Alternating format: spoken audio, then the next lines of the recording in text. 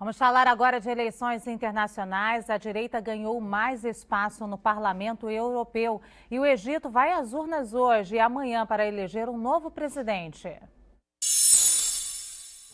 É a primeira eleição depois da derrubada do presidente Mohamed Morsi há cerca de um ano. O general Abdel Fattah al-Sisi, ex-comandante do exército e responsável pela destituição do ex-presidente, é favorito ao cargo.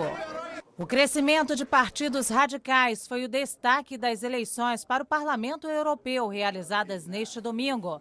Representantes da extrema-direita, populistas e nacionalistas ficaram com pelo menos 188 vagas. Os conservadores do Partido Popular Europeu mantiveram a liderança, com 211 deputados eleitos.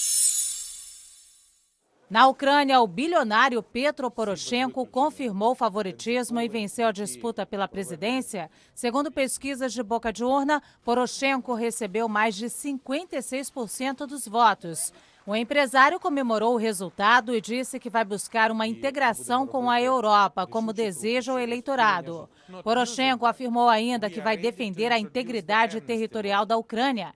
Ele deve anunciar em breve medidas para restaurar a paz no país, abalado com protestos que levaram à queda do presidente Viktor Yanukovych no começo do ano e por movimentos separatistas pró-Rússia. Poroshenko também pretende convocar eleições parlamentares ainda este ano. Emir Sader, boa tarde. Emir, o novo presidente já anunciou que vai manter a condução política do país, combater os separatistas. Se esperava uma atitude diferente dessa? Não, se esperava, coisa que ele também mencionou, que vai negociar com a Rússia. Agora vai ter que reconhecer situações de fato. Quer dizer, a Crimeia está anexada à Rússia, tem regiões em que não houve eleições. Então vai ter que ser mais flexível do que o presidente anterior para poder pacificar o país. Mas ele foi eleito como um diálogo mais com a Europa e ele agora fala em negociar com a Rússia. Mas ele já disse, por exemplo, que não vai colocar a proposta de integração da Ucrânia à OTAN, procurando já dar algumas garantias para a Rússia que não vai ser uma adesão total. Então ainda é saber que legitimidade ele vai ter.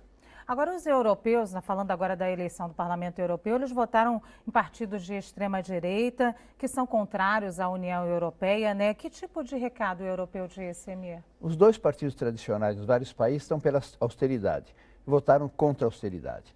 Alguns, a maior parte na extrema-direita, outros até na esquerda. Na Grécia e na Espanha houve votos favoráveis a uma alternativa de esquerda, mas a política de austeridade deslegitimou os governos atualmente existentes. Esse resultado dessa eleição, ela aprofunda a crise de confiança no bloco europeu?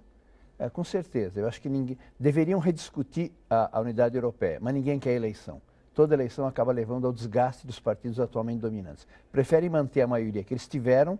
Os conservadores vão dirigir o Parlamento Europeu, apoiado pelos socialistas, empurrando com a barriga uma crise que se arrasta há muito tempo. Emir, fica aqui comigo ainda mais um pouquinho, que eu quero que você comente um outro assunto.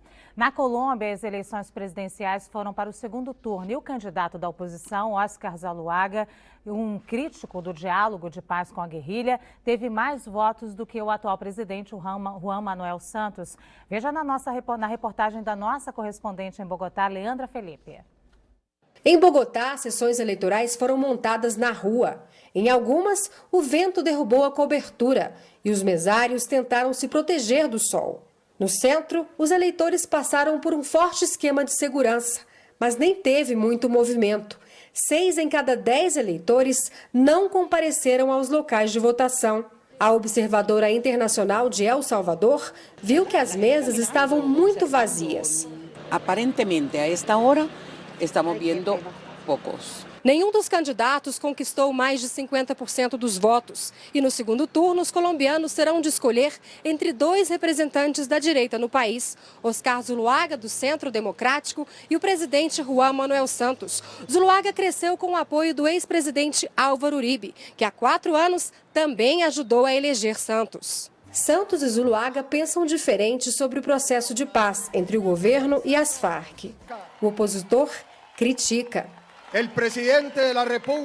O presidente da República não pode ser manipulado pelas Farc, o principal cartel do narcotráfico do mundo. Atacou ontem à noite após o resultado da eleição. E é justamente na expectativa de paz que Santos se apega. Vamos mostrar que somos maioria, nós que queremos terminar este conflito e conquistar um país sem guerra, defendeu. A um país solidário, a um país sem guerra. Se a alta abstenção mostrou a apatia da maioria, alguns votaram com convicção. Vitoriano, indígena Nasa, disse que pela primeira vez viu uma eleição sem violência e sem guerra.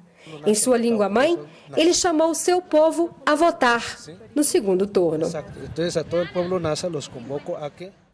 Missader, nós vimos aí na reportagem da Leandra Felipe que os dois candidatos têm visões bem diferentes em relação ao diálogo com as Farc. Isso pesa no segundo turno? Já no primeiro pesou, acabou polarizando em torno dos dois, né? Um com a denúncia de que o governo está sendo manipulado pela guerrilha, outro de que tem que terminar com 50 anos de guerra na Colômbia. Agora, mais fortemente ainda, porque tem só os dois na parada. Um significa continuação de negociação com a guerrilha, outro significa retornar ao clima do Uribe de guerra contra as Farc. Essa é a única bandeira dos dois ou tem mais bandeiras agora pendentes na Colômbia? Tem outras, mas essas são as diferenças mais importantes. As consequências são, por exemplo, distensão de relações com os vizinhos significa paz. Retomar conflitos com a Venezuela, com acusações, significa a guerra e terminar com a negociação com as Farc. Então acaba girando em torno da paz e da guerra. Dia 15 de junho.